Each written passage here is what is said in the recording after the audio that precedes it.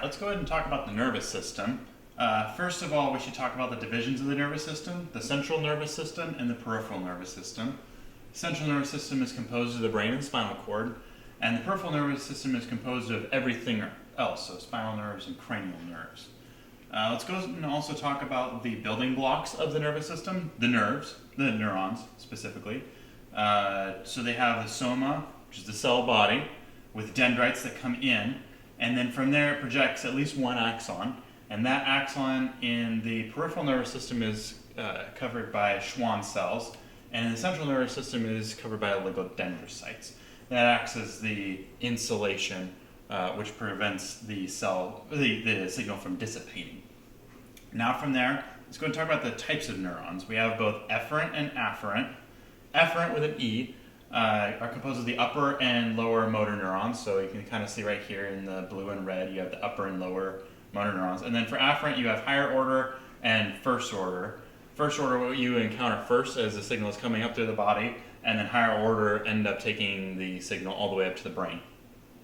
It should be noted that for sensory, these are smaller amount of myelin, and they are thinner, and the motor are more heavily myelinated, and they're thicker. So M with motor, S with small. Talking about the different types of spinal nerves, we have 8 cervical, 12 thoracic, 5 lumbar, 5 sacral, and 1 coccygeal, which will be important because there are only 7 cervical vertebrae, and so shifting the numbers there is important, and making sure that we have the right spinal nerve correlated with the correct vertebra. As well, there are cranial nerves, which are 1 through 12. For our purposes of study right now, since we're just going through the block, will be spinal accessory and vagus nerves. Going forward, the nervous system function can be broken down broadly into 2 parts, and then we'll discuss those 2 parts. We have the somatic and the visceral. The somatic is the voluntary portion, and it's composed of somatic motor and somatic sensory. And then visceral is composed of visceral motor and visceral sensory. And those both have sympathetic and parasympathetic components to both of them. Moving on, let's go ahead and talk about the spinal cord. So the spinal cord is covered in 3 layers: the dura mater, the arachnoid mater, and the pia mater. Dura is tough, and then mater is mother. So the tough mother, pia is carrying mother. The pia mater, extending from that in order to anchor the spinal cord, has the denticulate ligament, and that does actually separate each of the roots that are sensory and motor going into the spinal cord. It should also be noted that the width changes throughout the spinal cord, so it does something like this, where it's much thicker in cervical and lumbar, and then in thoracic is smaller. And the reason for that is because the limbs are going to need more innervation, right? So the arm and the leg are going to need more nerves to be able to bundle there and move out. That's why you'll see thicknesses changing throughout the spinal cord. Spinal cord then terminates at L1, L2 area at the conus medullaris, which is important because then L3, L4, or L4, L5 are where we can do a lumbar puncture. Coming down from the conus medullaris is the filum terminale, the final filum, and that is going to be anchored at the coccyx. From the conus medullaris, we will also have continuing nerves, which are called the cauda equina, which is also a horse's tail. It should also be noted that the specific nerves coming out from each of the vertebral levels, if there's a hernia at, say, L4 or L5, then that means that if the hernia is impinging the L5 nerve, not L4, and that would be a good test question. Let's also go ahead and take a cross-section of that spinal cord, and then talk about it here in a reflex arc. We end up seeing these quite a bit and can test them in clinic.